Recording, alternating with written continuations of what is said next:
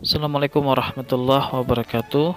Baik para mahasiswa, mahasiswi sekalian, kita lanjutkan perkuliahan kita yang alhamdulillah sudah memasuki pertemuan yang ke-6 ya untuk mata kuliah keuangan negara.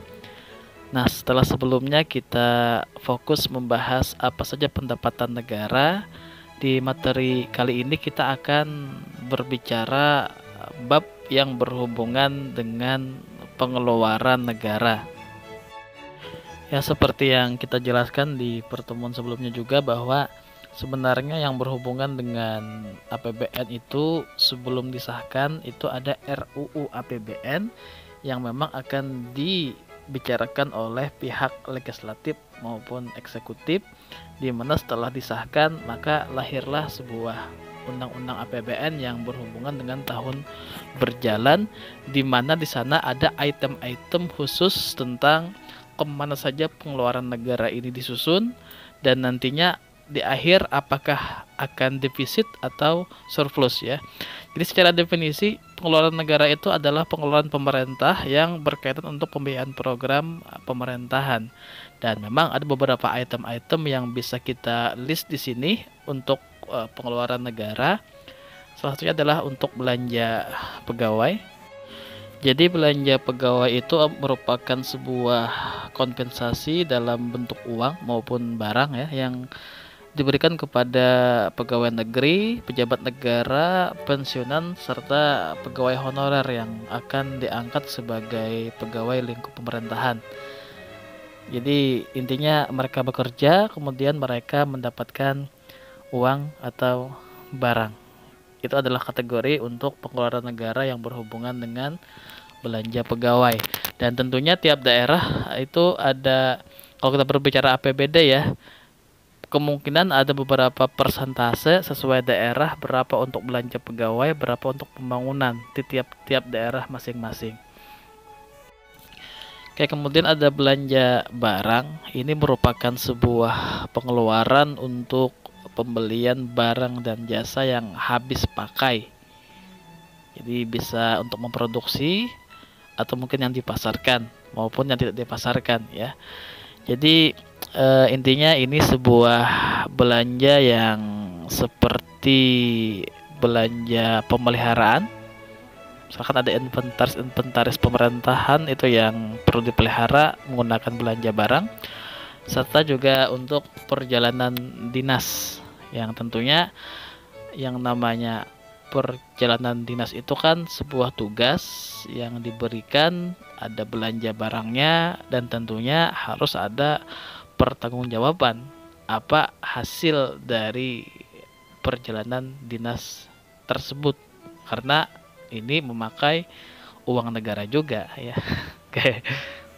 Jadi itu termasuk dalam pengeluaran rutin karena seperti belanja pegawai, belanja barang ya, itu merupakan sebuah pengeluaran rutin yang dapat dikatakan dikeluarkan selalu dan telah terencana sebelumnya secara rutin.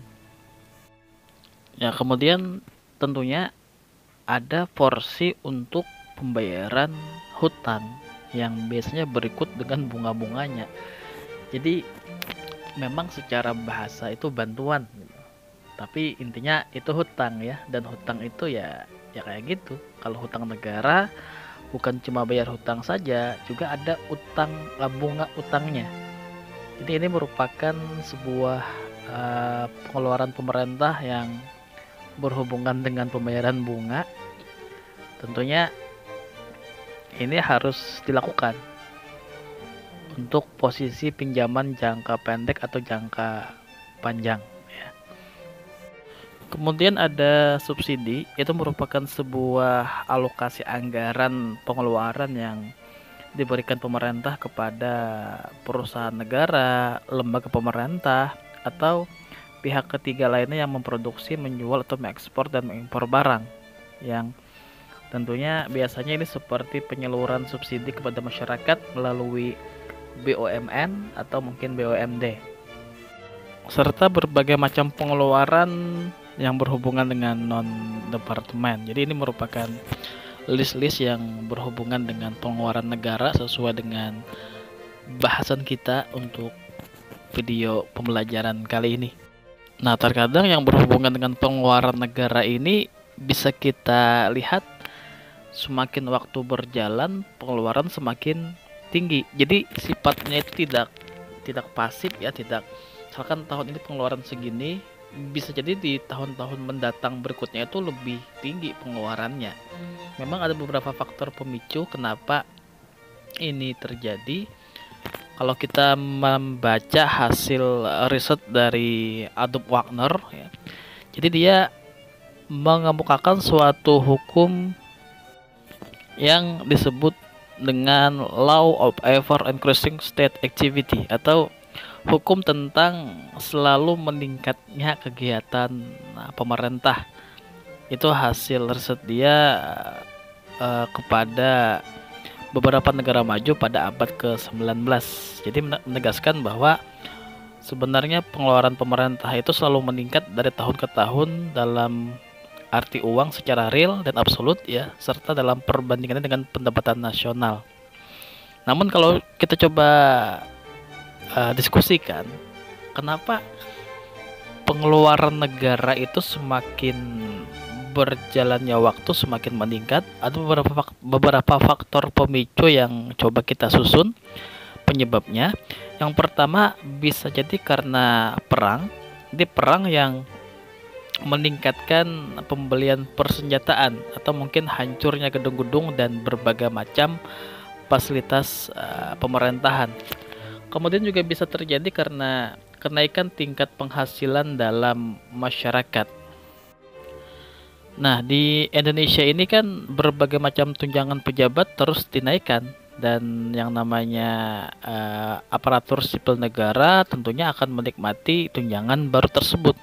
Misalkan para guru dan dosen yang menerima tunjangan sertifikat pendidik, atau kalau dosen disebut sebagai sertifikasi dosen, dan tentunya ini merupakan sebuah kualifikasi yang harus dilakukan dulu untuk mendapatkan sertifikat ini. Nah, ini secara kasat mata tentunya akan menambah atau meningkatkan pengeluaran negara.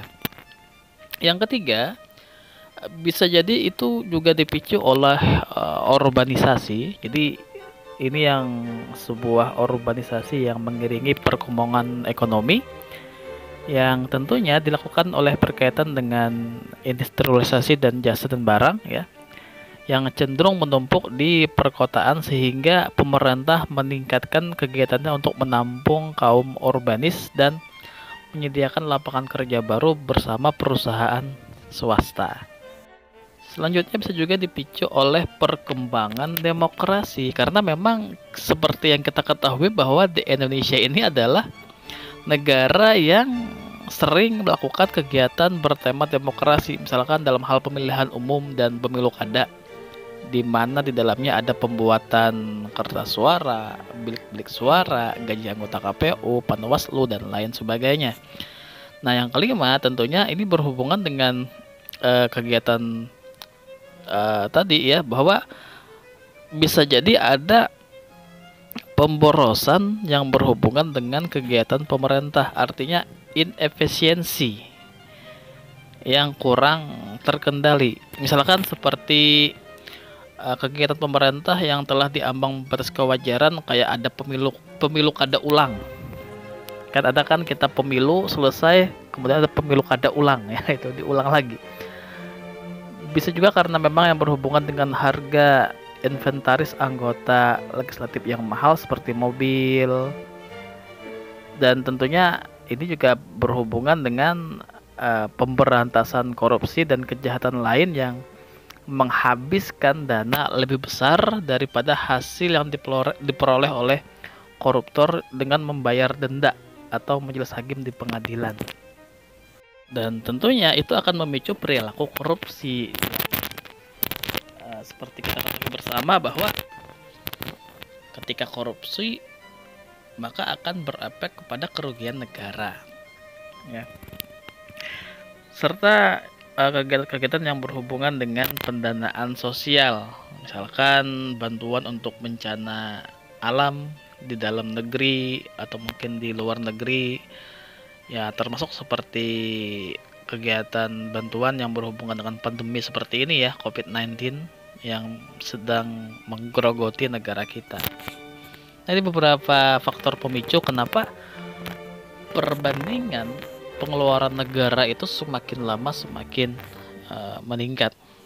Baik, ini mungkin materi yang tentang pengeluaran negara. Untuk pertanyaan yang masuk, insya Allah saya jawab di video-video selanjutnya ya, karena memang saya harus memfilter dulu memori handphone untuk bisa mengedit biar semuanya bisa masuk pertanyaan, dan akan saya jawab di video selanjutnya. Semoga bermanfaat. Akhir kata, assalamualaikum warahmatullahi wabarakatuh.